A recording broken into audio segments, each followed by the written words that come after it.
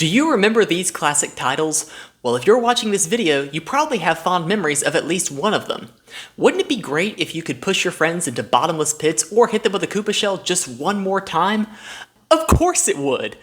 But even if you are able to obtain the original hardware for these games at a reasonable price, you might find that connecting it to your fancy new 4K TV is easier said than done. If only it were possible to play these epic games, no, not those epic games, using the PC or Macintosh you already own. Oh wait, it is! And today we're going to show you how it's done. We'll be setting up a free program called Dolphin Emulator, playing New Super Mario Bros. Using the keyboard, connecting a real Wii Remote to our PC via Bluetooth, and playing Wii Sports using the Wii Remote. But first, finger, apply directly to the subscribe button. Finger, apply directly to the subscribe button. Finger, apply directly to the subscribe button. Finger. I'm going to say that until you subscribe. So first things first, we're going to go ahead and go to the internet. I use Google Chrome as my preferred browser, so I'm going to go ahead and open that. You're more than welcome to click on the blue swirly if you want. And I'm going to navigate to dolphin-emu.org. I'm going to go over to download, and I'm going to look for the latest beta version. It's going to say that beta versions are unstable, and normally I don't recommend downloading beta versions. However, the latest stable version was published almost 6 years ago. It is horrendously out of date. It's missing a lot of features that people expect nowadays. So I'm going to go ahead and download 5.0-17269 for Windows x64. Okay, and it's already done, so I'm going to go ahead and click on it. And you'll notice this program is a little different. It doesn't present us with an installer wizard. It doesn't say, next, or agree to sign your life away, or install, or whatever. It just gives us this. So we're going to go ahead and click on it. We're going to extract it.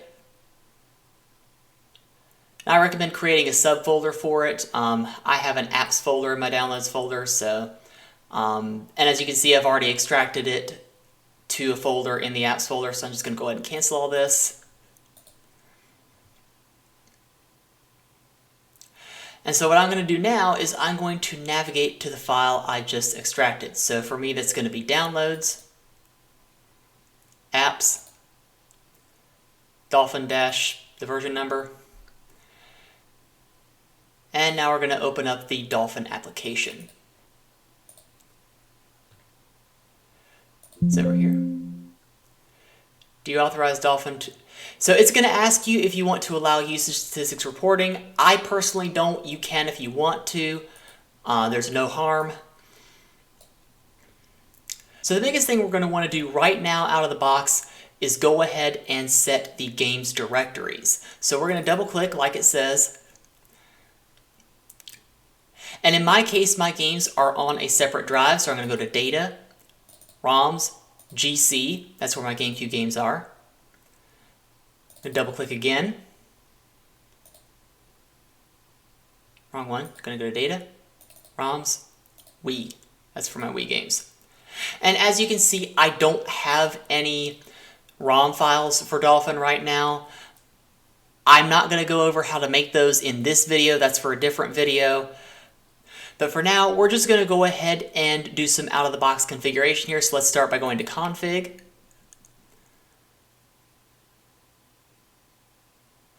I'm going to go ahead and turn auto update off. Fallback region, go ahead and set this to whichever country you're from. NTSC J for Japan, U for USA, K for Korea, and PAL for pretty much everything else. Let's see, what should we change here? I'm going to deselect use panic handlers. There is one particular game that I play that pops up a lot of them from time to time. So, and that's going to get really annoying because it stops gameplay every time those panic handlers come up. There are going to be games that crash without explanation, so just kind of be aware of that.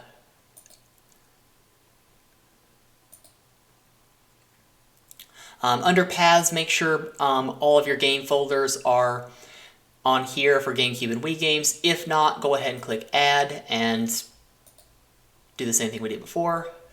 We'll mess around with these pads later.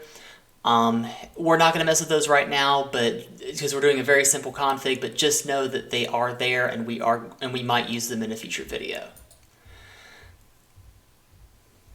For GameCube, we're going to need to configure the memory card settings. Slot 1, right now it's set to GCI folder. This can pose compatibility issues with certain GameCube games. So what we're going to do is we're going to change this to memory card. We're going to press the 3 dots. And make a note of this path up here. That's where it's going to store the GameCube memory cards. Documents, Dolphin Emulator, GC.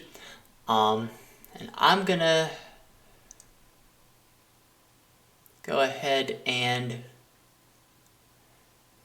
just cancel because it should use a default name. I'm going to turn on slot B as well. Again, you don't have to do this, but some games use slot B, so you can if you want to. SP1, I'm just going to leave this blank because we're not doing NetPlay yet, so we're just going to leave that blank. GBA settings, we're not going to use the GBA link cable right now, so we're just going to skip that. For the Wii console, I'm going to go ahead and put the sensor bar position to bottom. Reason being, my Dolphin bar is going to be below my monitor because if I try to put it above my monitor, it's going to fall down. I'm going to turn down the speaker volume as well, all the way down, so that way my Wii sound comes through my speakers. Otherwise, my capture card will not capture it. Advanced. And under advanced options, I just want you to kind of make a mental note of these custom RTC options here. This is how you can go back in time or go forward in time in games. Some games will look different at night than they do during the day. So if you want to play a nighttime only game during the day, this is how you're going to do it. So I'm going to go ahead and close out. I'm going to go to graphics. Usually the default settings should be fine here. I'm going to select start in full screen because I want the game to occupy my entire screen whenever I play it, because that's all I'm going to be doing. Let's see. Enhancements. Under enhancements, this is really your choice. I'm personally going to put it to 1080p because that's what my monitor supports. And for right now, that's all I'm going to do because I plan to use HD texture packs instead of the anti-aliasing settings here.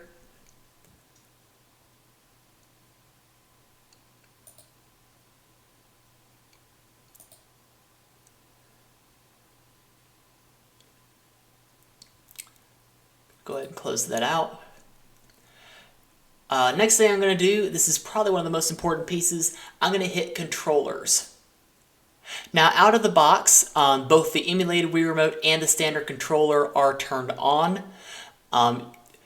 For Mario Kart and Super Smash Bros. For the Wii, you're going to want to turn one of these off because they're able to read both Wii input and GameCube input. So if you have both controllers turned on, the two are going to clash with each other. So just turn one of these off whenever you're playing Mario Kart. I'm going to turn it back on. So the first thing I'm going to do is I'm going to go ahead and configure a GameCube controller. Now, as you can see, we do have a default configuration here. This is just so that you can use your keyboard and mouse to control a GameCube game if you don't have a different controller. So as you can see, what I just did there is I pressed the left arrow key, right arrow key, up, down, up and left at the same time for the control stick. X for A, Z for B. And as you can see, it kind of highlights each button as I press it. This is a great way to test to be sure that your configuration is working. Again, this is the default configuration. It should work out of the box. But what I'm going to do is I'm going to try to connect a controller of my own. First thing I'm going to try the 8BitDo SN30 Pro gamepad that we've gone over in a previous video. I'm going to try to hook it in using the included USB cable. Let's see if it works.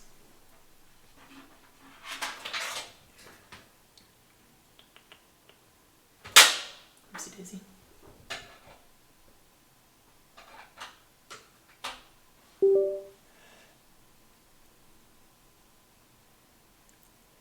Okay, and as we just heard there, Windows recognized it as something, I'm just not sure what yet. Let's see. Gonna refresh. Alrighty, here we go. We have a couple of entries for our SN30 Pro controller, including an HID entry, oddly enough. So what I'm going to do is I'm going to select the one that starts with D input. That is the preferred for this controller. I'm going to go ahead and... Oh yeah, I haven't mapped the buttons yet. So I'm going to go ahead and map each button to the correct button on the controller. So I'm going to click in this space next to the A button. I'm going to press the A button on the controller, B button, X button, Y button. For the Z button, I'm going to map that to R2.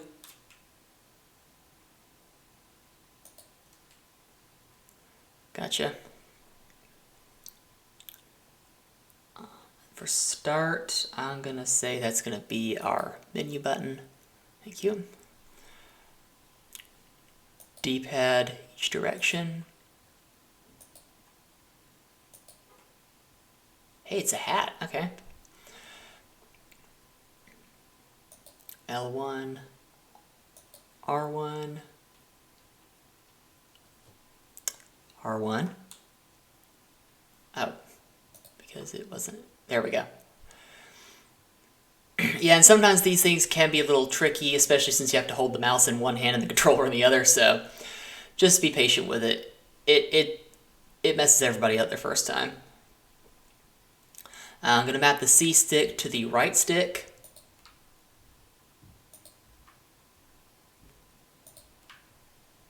Okay. Of course, I'm going to do a little test run here, just whee, there we go.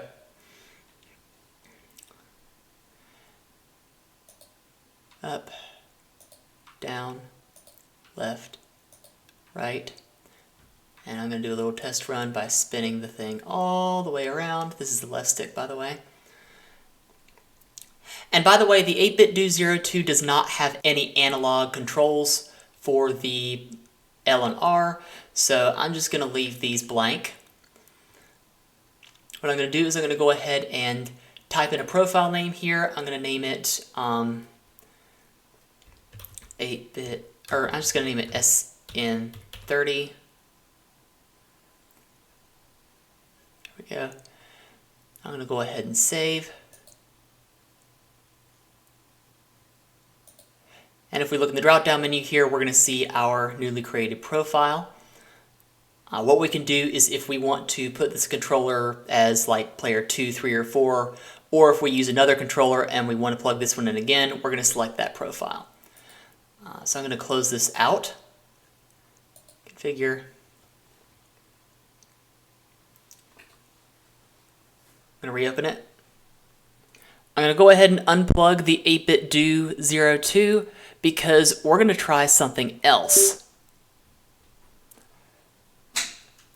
As you can see, it's indicating that the 8BitDo SN30 Pro is disconnected. I'm going to ignore that for the time being. I'm just going to close this out. And so what we're going to try next is we're going to try inserting a GameCube adapter. We're going to plug in the official Wii U GameCube adapter, which was designed to allow you to plug in controllers to your Wii U console, but in our case, we're going to be using it to plug GameCube controllers into our PC.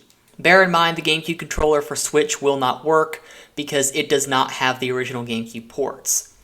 You can also buy the adapter I'm actually using from Mayflash. I'm going to leave a link to that in the description below. If you have one of those, make sure to switch to Wii U mode if you'd like to use it this way, or you can use PC mode if you prefer to map each button individually. So I'm going to go ahead and try to hook this up to my PC.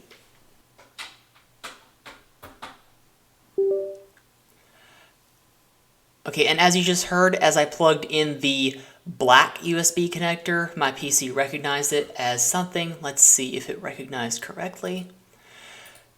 And the way we're going to use a GameCube for Wii U adapter with Dolphin is we're going to set port 1 to GameCube adapter for Wii U, as well as any other ports we might want to connect controllers to. But anyways, I'm going to plug the 8BitDo controller back in. For New Super Mario Bros., we're going to need to add key bindings to shake and tilt the Wii Remote. Here's how to set up a game-specific key binding for shaking the Wii Remote. First, we're going to make sure we have the controller settings dialog open. We're going to make sure emulated Wii Remote is selected, everything else is set to none. We're going to click Configure. And in my case, I've made just a little profile here for a sideways Wii Remote. Your left hand is going to be on the left side of the keyboard, your right hand is going to be working the up, down, left, right buttons. And of course the nunchuck is disconnected, Motion Plus, we don't need that. We don't have a motor, so we can't, and sideways Wii Remote is checked. So, to shake the Wii Remote, we're going to need to assign a key to that particular action. To do that, we're going to go to Motion Simulation, and under Shake, we're going to click the field next to X. Now I'm going to press the space bar. Do the same for Y and Z. Now, under Profile, we're going to save this profile. We're going to call it NSMB Wii. And click Save. And if we ever want to make changes to the buttons we use to control New Super Mario Bros. Wii, we're going to select NSMB Wii from the drop-down menu, click Load, make our changes, and click Save. But for right now, I'm just going to close this out. Close this as well. And now, we are going to right-click on New Super Mario Bros. Wii. Click Properties. We're going to go to Editor. And now right here under User Config, we're going to go ahead and type bracket, Controls, close bracket, press Enter. And now we're going to type in Wiimote source 0 space equals space 1. And that's going to set our Wii Remote source to an emulated Wii Remote. And next we're going to go ahead and type in Wiimote profile 1 equals NSMB Wii. So what these two things are going to do, this will set the Player 1 Wii Remote to an emulated Wii Remote, and this will set the profile of that emulated Wii Remote to the one we just created. In other words, every time we start up New Super Mario Bros. Wii, we're going to use that same controller profile, even if something else is set in controller settings. Let's say we wanted to use a real Wii Remote, we could set that up in controller settings, but first we would need to comment out these two lines by typing a hash mark at the beginning of each line. But for now we are not going to do that. We are going to leave that as is. We're going to close this out. And we're ready to play New Super Mario Bros. Wii using the keyboard. Here I am playing New Super Mario Bros. For the Wii using my keyboard instead of a Wii Remote. Note that I could just as easily use a Bluetooth or USB video game controller like the ones from 8BitDo I've reviewed in the past. But the focus of this video is making use of the hardware we already have. And it seems to be working well, even though I'm capturing my screen and playing the game at the same time. Unfortunately, for most games, you'll probably need a Wii Remote.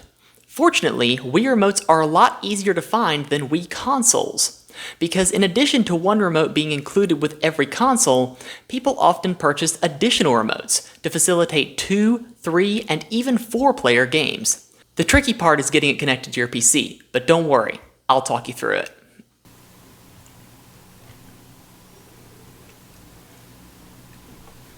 First, verify that your Wii Remote's battery compartment is free of corrosion and that a set of fresh batteries is inserted.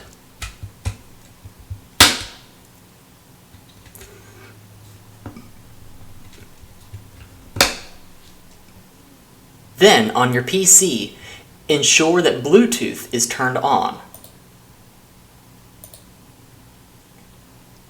In Dolphin, we're going to open Controllers. Make sure at least one of these Wii Remotes is set to Real Wii Remote. Make sure continuous scanning is turned off if it's not already. And get the Wii Remote ready in your hands. Now, when I click Refresh in Dolphin, I'm going to press the 1 and 2 buttons on the Wii Remote. This will put the Wii Remote in pairing mode as Dolphin is scanning for it. Refresh, 1 and 2.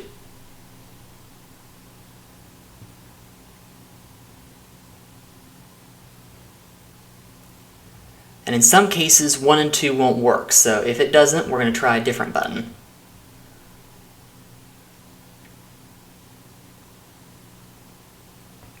Click refresh again just to be sure. Nope. So, since 1 and 2 didn't work, we're going to flip the Wii Remote over, take the battery cover off, in my case I already have it off, and instead of 1 and 2, we're going to press the sync button, but don't forget that refresh button, so I'm going to click refresh, sync.